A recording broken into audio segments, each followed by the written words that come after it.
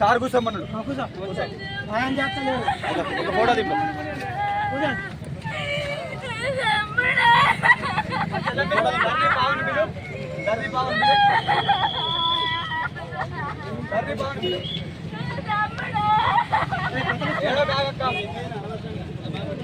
మాట్లాడడం సార్ మాకు న్యాయం జరగలేదు.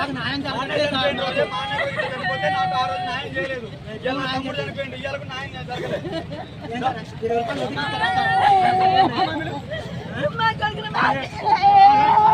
ధర్ని బాగుంది ధర్ని బాగుంది ధర్ని బాగుంది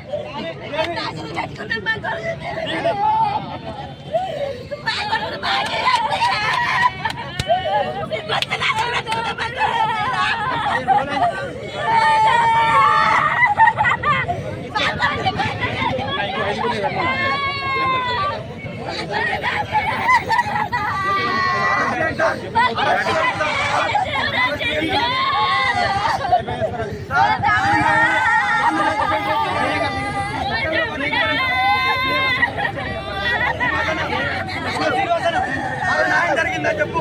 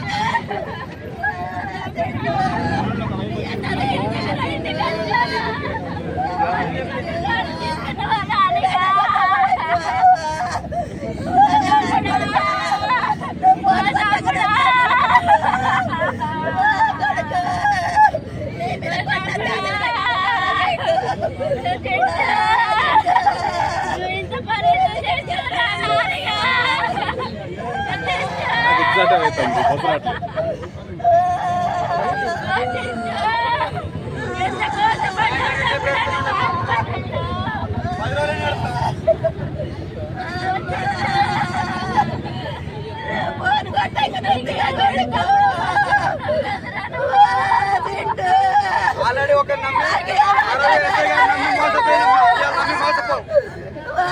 చెట్టు చచ్చిపోయి కూడా ఎన్ని రోజులు అడ్డేలా చెట్టు చెట్టు నాకెందుకే బాధ వచ్చేమో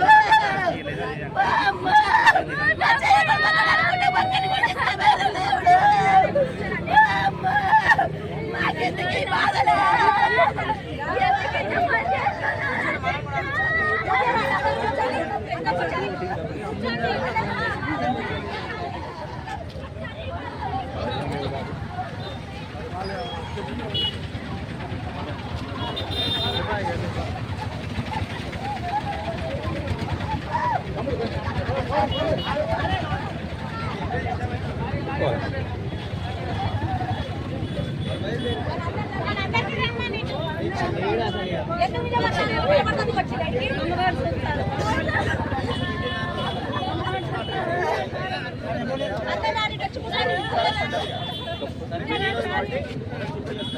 సీరియస్ ఉన్నప్పుడు తీసుకొచ్చి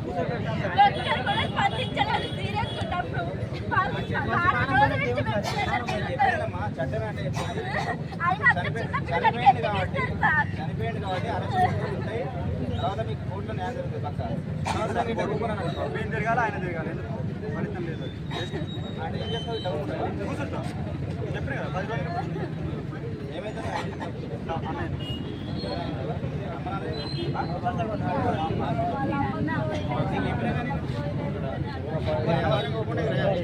ఆ ధర్నా అనవసరం ఏంటి సార్ ప్రాణం అక్కడ అనవసరం అంటారు మీరు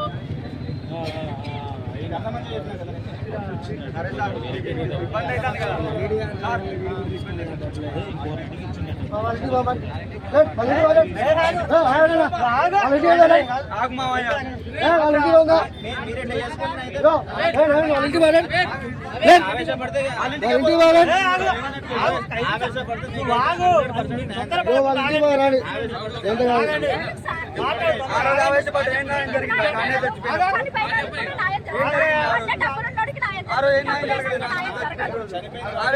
వాళ్ళ ఇంటి పక్కన నీళ్ళు కాగలి మీరు ఏం చేద్దామన్నా ఎందుకు కూర్చున్నారు అసలు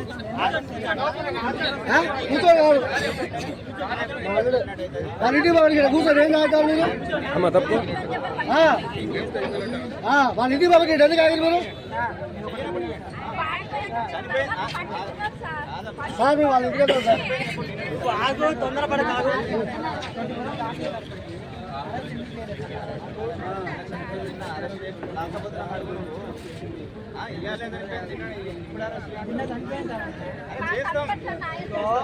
చెప్పేదాకా ఇల్లుండి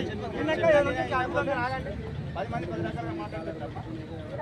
ఇప్పుడు మీరు ఇట్లా ధర్నా చేయడం వల్ల వాళ్ళ అమ్మ నాన్నకు ఇంటివలసిన న్యాయం జరిగింది. మీకు న్యాయం చేసే బాధ్యత అరెస్ట్ చేస్తాం కోర్టుల పక్క న్యాయం జరుగుతుంది.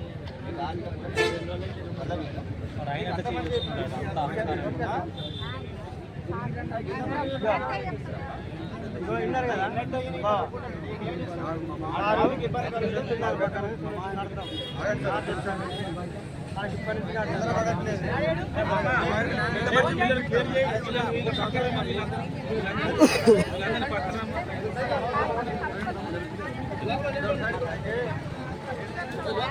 జరగదు సార్ ఇది న్యాయం ఇంటికి పోతుంది పోకూడదురా నాయన ఆగు పోకూడదు చెప్పలే ఆగు అట్లా పోతే న్యాయం జరగదు ఆగు దీనికి సొల్యూషన్ ఉన్నది ఆగు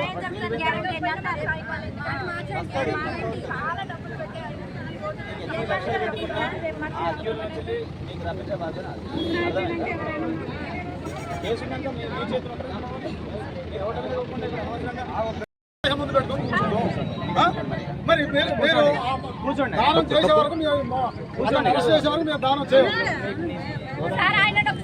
నేను రాష్ట్ర ప్రధాన కార్యదర్శి బీసీ సంఘానికి ఇప్పుడు న్యాయం కావాలి సార్ న్యాయం కావాలి అందరు కలిసి ఆయన అన్యాయం చెప్తారు ఎవరు అన్యాయం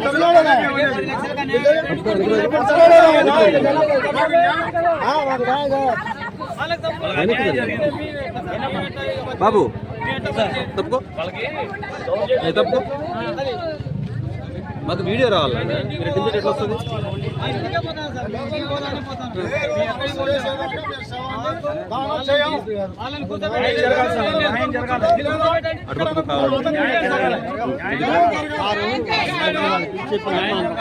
విన్నా నేను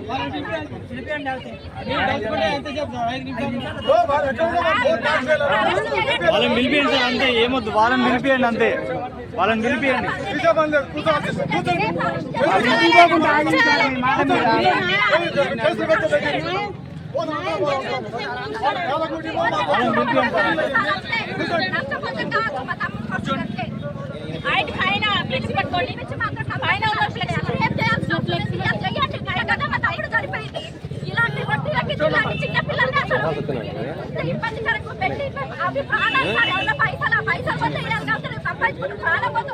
టీఆర్ఎస్ పార్టీ అయింది చనిపోయిన వాళ్ళకు చనిపోయిన కుటుంబంలో వాళ్ళతో మాట్లాడాలి కదా సార్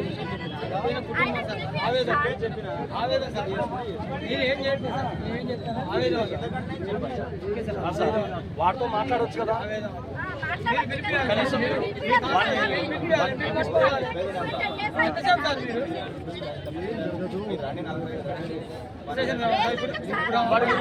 అయిపోతే కదా ఇప్పుడు అన్యాయం జరిగింది అక్కడ ఉంటారు నేను చెరుమల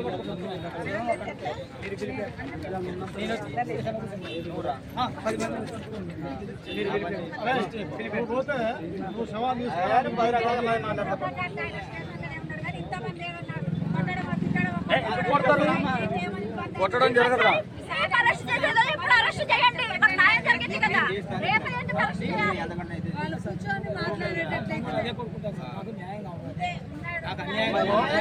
అరెస్ట్ చేయాలి, ఆయన కుటుంబాన్ని ఎక్స్‌ప్రెషన్ చేయాలి. 10 లక్షలు ఎక్స్‌ప్రెషన్ చేయాలి, ఆ కుటుంబానికి న్యాయం చేయాలి.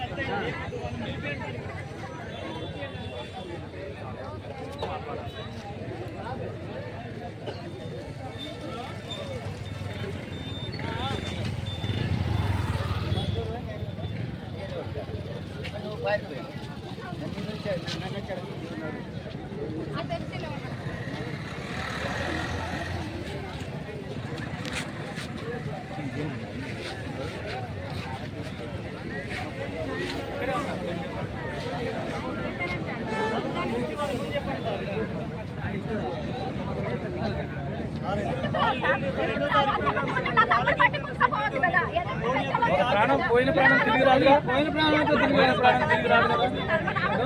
20 మంది ముందట 12 మంది ఆయన తెలిసి తీసుకున్నాడు.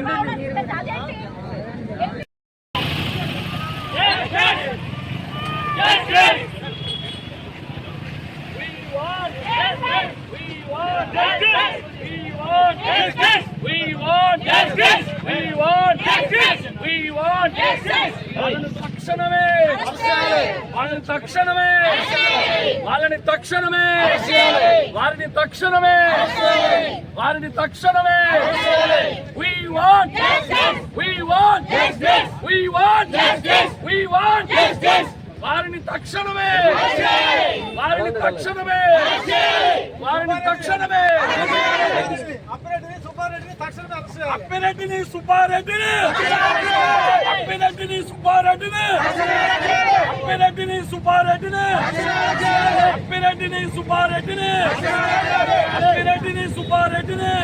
we want justice, we want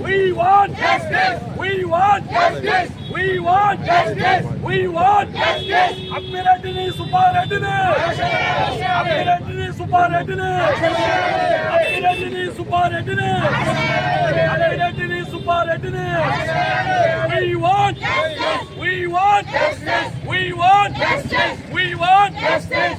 అప్పిరెడ్డిని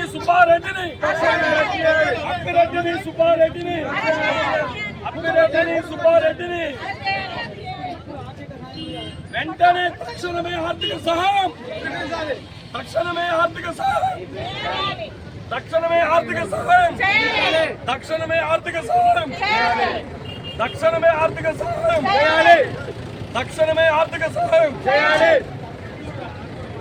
వెంటనే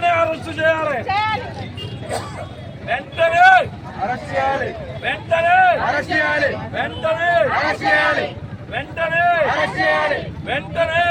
చేయాలి. తక్షణమే we want justice, we want justice. సుబ్బారెడ్డిని అప్పిరెడ్డిని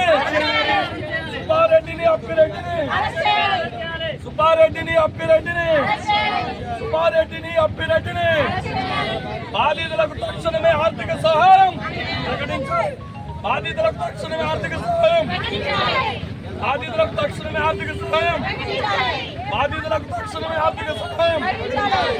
we want justice, we want justice. అప్పిరెడ్డిని సుబ్బారెడ్డిని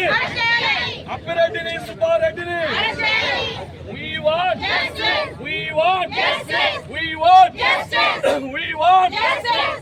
అప్పిరెడ్డిని సుబ్బారెడ్డిని we want justice, we want justice. తక్షణమే ఆర్థిక సహాయం we want justice, we want justice, we want justice, we want justice. బాధితులకు వెంటనే న్యాయం బాధితులకు వెంటనే దుర్మార్గులను కఠినంగా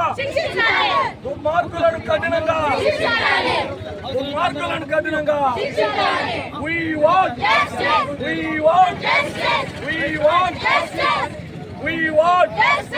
అప్పిరెడ్డి సుబ్బారెడ్డిని వెంటనే అప్పిరెడ్డి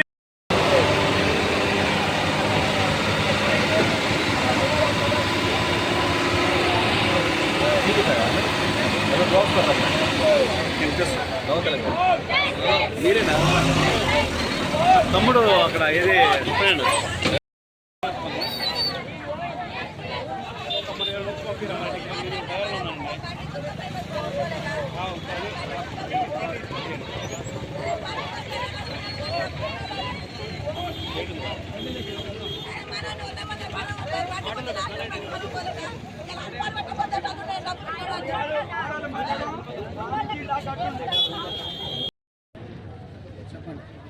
ఈరోజు జరిగినటువంటి సంఘటన చాలా దుర్మార్గమైన సంఘటన. మనీ లెండర్స్, వడ్డీ వ్యాపారస్తుల వల్ల దోమల ప్రణయ్ నిండు ప్రాణం గాలిలో కలిసిపోయింది. అప్పిరెడ్డి సుబ్బారెడ్డి 1,25,000 20 రూపాయల వడ్డీకి ఇచ్చి దోమల వారానికి 20 రూపాయల వడ్డీకి ఇచ్చి రావుల రవి, రావుల తేజ, కరకగూడెం అనే స్నేహితులకు ఒక మధ్యవర్తిగా ఉండి మన దోమల ప్రణయ్ వాళ్ళకి ఇప్పించడం జరిగింది. అయితే అందుకు గాను కొన్ని రోజుల క్రితం అతని యొక్క కారు బండి తీసుకెళ్లి వాళ్ళ కుదవబెట్టుకోవడం జరిగింది. వాళ్ళు తీసుకుని వెళ్ళిపోయారు, మధ్యలో వాళ్ళు వెళ్ళిపోయారు. కానీ మధ్యలో తాను అడ్డం ఉన్నందుకు దోమల ప్రణయ్ టార్చర్ పెట్టడం వల్ల అతను ప్రాణాలు కోల్పోయాడు. అప్పిరెడ్డి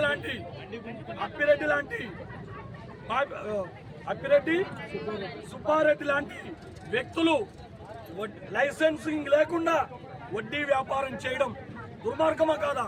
ఈ రోజున 108లో చేసే ఒక ప్రభుత్వ ఉద్యోగి వాళ్ళ యొక్క దౌర్జన్య కాండ వల్ల తన ప్రాణాలు కోల్పోయాడు. వారానికి 20 రూపాయల వడ్డీ అంటే ఇది ఎంత దుర్మార్గం అంటే ఆ అబ్బాయిని దోమల ప్రణయని గల్లా పట్టుకొని బండి లాగడం వల్ల మానసిక వేదంతో అవమానంగా భరించలేక అన్నా నేను ఇస్తానని చెప్పినప్పటికీ అత్యధిక వడ్డీకి ఆశపడ్డ ఈ అప్పిరెడ్డి సుబ్బారెడ్డి చేసిన విద్రోహ చర్య వల్ల యువకుడు, ఆ కుటుంబానికి పెద్ద దిక్కు యువకుడు దోమల ప్రణయ్ నిండు ప్రాణాలు గాలిలో కలిసిపోయాయి. మరి అప్పిరెడ్డి సుబ్బారెడ్డి లాంటి వ్యక్తులను కఠినంగా శిక్షించాలి. ప్రభుత్వ అనుమతి లేకుండా లైసెన్సింగ్ విధానం ఉండకూడదు. ఈ వడ్డీ వ్యాపారస్తులు గ్రామాలలో పెట్టరేగిపోతున్నారు. 20 రూపాయలు వడ్డీ, 10 లక్షలు ఇస్తే రోజుకి 5,000 వడ్డీ. ఇటువంటి చట్టాలు, ఇటువంటి వ్యాపారం చేసే వాళ్ళకి చట్టాలు కావాలి. లైసెన్సింగ్ వ్యాపారం ఉండాలి వడ్డీ వ్యాపారస్తులకి. ఈ విధంగా లేకపోవడం దోమల ప్రణయ్కు తీవ్ర నష్టం జరిగింది. ఆ అప్పిరెడ్డి సుబ్బారెడ్డిని కఠినంగా శిక్షించి వాళ్ళ కుటుంబానికి 50 లక్షల రూపాయలు తక్షణమే ఆర్థిక సాయం ప్రకటించే వరకు మేము సఖీ జాతీయ మహిళా మండలి తరఫున మా పోరాటాన్ని కొనసాగిస్తామని తెలియజేస్తున్నాం. నా పేరు రమేష్, మా చిరుమల గ్రామం, కరకగూడెం మండలం, పల్నాడు కొత్తగూడెం జిల్లా. మా అబ్బాయి పేరు ప్రణయ్. 108లో ఎంపీగా పనిచేస్తూ ఉంటారు. ఈ పనిచేయడం వల్ల ఈ అప్పిరెడ్డి సుబ్బారెడ్డి ఇద్దరు పైలట్లు 108లో. ఆ పరిచయం వల్ల ఎవరికన్నా తమ్ముడు డబ్బులు ఎవరికన్నా ఫైనాన్స్గా కావాలంటే చెప్పు, నేను ఇప్పిస్తా తమ్ముడు అని చెప్పేవాడు. అప్పుడు మధ్య వాళ్ళకి వీళ్ళకి ఇప్పించేవాళ్ళు, వాళ్ళు ఇచ్చి పుచ్చుకునేవాళ్ళు. అయితే ఒకరోజు ఏమైంది, రావుల రవి, రావుల తేజ వాళ్ళిద్దరు కలిసి ఏం చేశారు, మా ఊరిని డబ్బులు కావాలన్నా అని వారం రోజులలో మేము ఇచ్చేస్తాం అని చెప్తే 50,000కు వారానికి 5,000 రూపాయలు ఇంట్రెస్ట్, 5,000 ఒక వారానికి ఇస్తామని చెప్పి కారు తాకట్టు పెట్టుకొని 50,000 తీసుకున్నారు. మళ్ళీ ఒక 15 రోజులలో మళ్ళీ బైక్ పెట్టుకొని 30,000 తీసుకున్నారు. ఈ 80,000 తీసుకున్నారు. ఈ 80,000 తీసుకున్న కానీ వాళ్ళు ఫైనాన్స్ డబ్బులు కట్టడం లేదు. మనోడిని ఒత్తిడి చేయడం మొదలుపెట్టారు. మనోడికి వచ్చే సాలరీ ఎంత పెద్ద సారీ, ఆ వచ్చిన డబ్బులు ఆ అప్పులు ఈ అప్పులు చేసి ఆయన కడుతూనే ఉన్నాడు. ఈలోగా మధ్యలో ఉన్నాడు అంతే, మీడియేటర్ మామూలుగా పరిచయం చేసిన అతని కారు ఫైనాన్స్ వాళ్ళు వచ్చి గుంజుకపోయారు. ఫైనాన్స్ వాళ్ళు ఎప్పుడైతే కారు గుంజుకపోయారు ఆ కాంచి మా వాడిని చిత్రహింసలు పెట్టడం మొదలు పెట్టారు. డైలీ ఫోన్ చేసి ఇప్పుడు మా అబ్బాయి ఫోన్ చేస్తే ఫోన్ లిఫ్ట్ చేయకపోతే పైలట్ ఎవరు డ్యూటీలో ఉంటారు. ఆయన ఫోన్ చేసి ప్రణయ్ గారు ఏం చేస్తాడు, వాడు ఫోన్ లిఫ్ట్ చేస్తలేడు. ఒకవేళ వాళ్ళు కూడా లేరన్నా ఇట్లా పోయిందనంటే ఇప్పుడు మన ట్యాబ్కు ఫోన్ చేసి అరే నువ్వు ఎందుకు ఫోన్ చేస్తలేవు, నీ పోలీస్ స్టేషన్లో కంప్లైంట్ ఇస్తాను, నీ ట్యాబ్ తీపిసి ఇస్తా, లేదా మీ తల్లిదండ్రులకు నేను కంప్లైంట్ ఇస్తా, నువ్వు డబ్బులు ఇప్పించినందుకు నాకు ఇవ్వాలని అని ఊరికే టార్చర్ పెట్టడం వల్ల ఒక రోజు ఆమె సాముల దీక్ష మా అబ్బాయి మానేసుకున్నాడు. సాముల దీక్ష కానీ అందరు కలిసి సాములు పోతా ఉంటారు. నడి రోడ్డు మీద కరపడ సెంటర్లో ఏం చేశారో బండి పుంజుకొని లాక్కున్నారు. ఇద్దరు వచ్చి అప్పిరెడ్డి సుబ్బారెడ్డి ఇద్దరు వచ్చేసి మా అబ్బాయిని దౌర్జన్యంగా కొడతారు అది ఇదని తిట్టేసి బండి పుంజుకొని పోయాడు. ఆ బండి పుంజుకుపోయే మనస్తాపంతో గడ్డి మందు తాగి మరణించడం జరిగింది. నాకు గదవికే నా కొడుకే మాకు అండ, ఆయనే మమ్మల్ని చూస్తాడు. మా మిస్సెస్కు బాగలేదు, నా పరిస్థితి అంతే. ఆయన మా అబ్బాయి ఇంత పని చేసి పెడితే మొన్న కిమ్స్ హాస్పిటల్లో 10 లక్షలకు ఎక్కువ అయినాయి హాస్పిటల్లో. నిన్న నైట్ 11 గంటలకు చనిపోయాడు. మా అబ్బాయి తీసుకుని వస్తున్నాం. ఈ అప్పిరెడ్డి సుబ్బారెడ్డిని, రావుల తేజ, రావుల రవిని అరెస్టు చేసి ఇలాంటి మళ్ళీ ఎవడు ఇలాంటి డబ్బులు తీసుకోవద్దు, నా కొడుకులాగా అన్యాయం జరగొద్దు అని అంటే నేను తక్షణమే అరెస్టు చేసి నాకు ఏదన్నా న్యాయం చేసే బాధ్యత మీదే.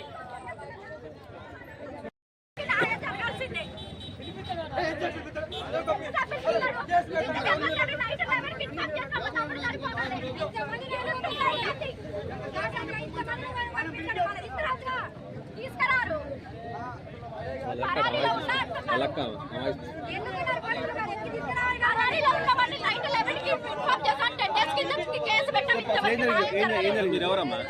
సార్ మా తమ్ముడు సార్, తన మధ్య నుండి వాళ్ళ ఫ్రెండ్ కారు పెట్టి ఒక ఫస్ట్ ఒక 50,000, తర్వాత ఒక 30,000, ఈఎంఐలో ఒక 30,000 అంజిరెడ్డి సుబ్బారెడ్డి అప్పిరెడ్డి వాళ్ళ దగ్గర ఇప్పించిండంట. అది 10 డేస్కే 5,000 రూపీస్ ఇస్తాను. అయితే ఆ 10 డేస్లో వాడు ఇవ్వకుండా పోతే సరే కారు ఉంది కదా ఆయన ఇంట్రెస్ట్ కట్టుకుంటే మా తమ్ముడు వస్తాడు. మా తమ్ముడిని ఇబ్బంది పెట్టడం 20 రూపీస్ ఇంట్రెస్ట్ తీసుకున్నాడు సార్. 20 రూపీస్ ఇంట్రెస్ట్ ఎవరికైనా ఇస్తారా? ఎందుకు ఇస్తారు? రేపు ఇంత ఇలాంటి మా తమ్ముడు లాంటి వాళ్ళు ఎంతమంది చచ్చిపోవాలి? ఒకవేళ మా తమ్ముడు తప్పు చేసినా మాకు ఇన్ఫార్మ్ చేయొచ్చు కదా. మా తమ్ముడు బండి ఎందుకు తీసుకెళ్ళాలి? ఆ రోజు స్టేషన్లో పెట్టొచ్చు కదా. ఇప్పుడు పోయినా మా తమ్ముడు తిరిగి రాడు, వాడు పని తీసుకున్నాడు, పరారీలో ఉన్నాడు. ఉన్నప్పుడు నువ్వేం చేయాలి? తల్లిదండ్రులకు ఇన్ఫార్మ్ చేయాలి, లేదా పోలీస్ స్టేషన్లో పెట్టి పిలిపియాలి. బండి గుంజుకోవాల్సిన అవసరం ఏంటి? 10 మందిలో ఈ రోజు వాడు 10 మందిలోనే అరెస్ట్ కావాలి. మా తమ్ముడు పరువు పోయి ఎట్లా చనిపోయాడో వాడు కూడా అట్లనే కావాలి. వాడు పరువు పోవాలి. మాకు ఏది వద్దు, మా తమ్ముడు రావాలి, మాకు ఆర్థిక సాయం అందాలి. మా వాళ్ళు ఏమీ లేదు సార్, అన్ని అమ్ముకొని ఇప్పుడు హాస్పిటల్ నుంచి తీసుకొని వచ్చినాం మేము. ఇప్పుడు మా తమ్ముడు కంపల్సరీ న్యాయం జరుగుతారో మేము ఇక్కడి నుంచి లేగుతాం. ఎవరు చెప్పినా మేము మాత్రం విన్నాం సార్. అదంతా కాదు. ఎవరు మీరు? నేను ఈఎంటీ అన్న మంచి రేట్ నా తోటి మిత్రుడు. ఒక ఉద్యోగివా? తోడు ఉద్యోగి కాబట్టి చెప్పు. ఇప్పుడు నేను చెప్పేది ఏంటంటే నీ పేరేంటమ్మా? వంశీ. నా పేరు వంశీ. నీ పేరు, నువ్వేం చేస్తున్నావు, నీ తోటి ఉద్యోగం కాబట్టి అవన్నీ డీటెయిల్స్ చెప్పు. ఫస్ట్ అవి పిచ్చిన తర్వాత నెక్స్ట్ చెప్పు. నా తోటి ఈఎంటీ మిత్రుడు ప్రణయ్ గారు మరణించడం చాలా అసంతృప్తిగా గురయ్యాం. మేము న్యాయం చేయాలి ఏంటంటే, మాకు న్యాయం జరిగేది ఏంటంటే ప్రస్తుతం జరిగే ఇప్పుడు ఈ ధర్నా దేనికంటే, ఇప్పుడు అప్పు ఇచ్చిన ఆయన మాతో పాటు చేసే ఉద్యోగుడే, ఇప్పుడు ఈయన మా ఉద్యోగుడే. ఏంటంటే ఇప్పుడు జరిగే సిచ్యువేషన్ అంటే ఇక్కడ ధర్నా జరిగేది దేనికంటే న్యాయం జరగాలి ప్రణయ్కి. దేనికి న్యాయం అంటే అప్పు ఇచ్చినోడు బాగున్నాడు, అప్పు తీసుకున్నోడు బాగున్నాడు, మధ్యలో మా ప్రణయ్ గురయ్యాడు. ఎందుకంటే నా తోటి ప్రణయ్ అంటే నాతో పనిచేసే అతను మరణించడంతో మాకు చాలా అసంతృప్తిగా ఉంది. ఇప్పుడు ఈయన ఇప్పుడు అప్పిచ్చిన ఆయన ఏంటంటే ఆయన 20 రూపాయలు ఇంట్రెస్ట్ ఇస్తాడు, 10 రూపాయలు ఇంట్రెస్ట్ ఇస్తాడు, చాలా ఇంట్రెస్ట్ ఇస్తాడు. దానివల్ల చాలా మంది మరణానికి గురవుతున్నారు. ఇప్పటివరకు పేపర్కి ఎక్కలేదు, దేనికి ఎక్కలేదు. దీన్ని ఇప్పుడు స్థాయికి తీసుకెళ్ళాలి, సీఎం వరకు తీసుకెళ్లాలని మా పోరాటం. ఇప్పుడు మా ప్రణయ్కి న్యాయం జరగాలి. మీరు ఏం చేస్తారో తెలియదు.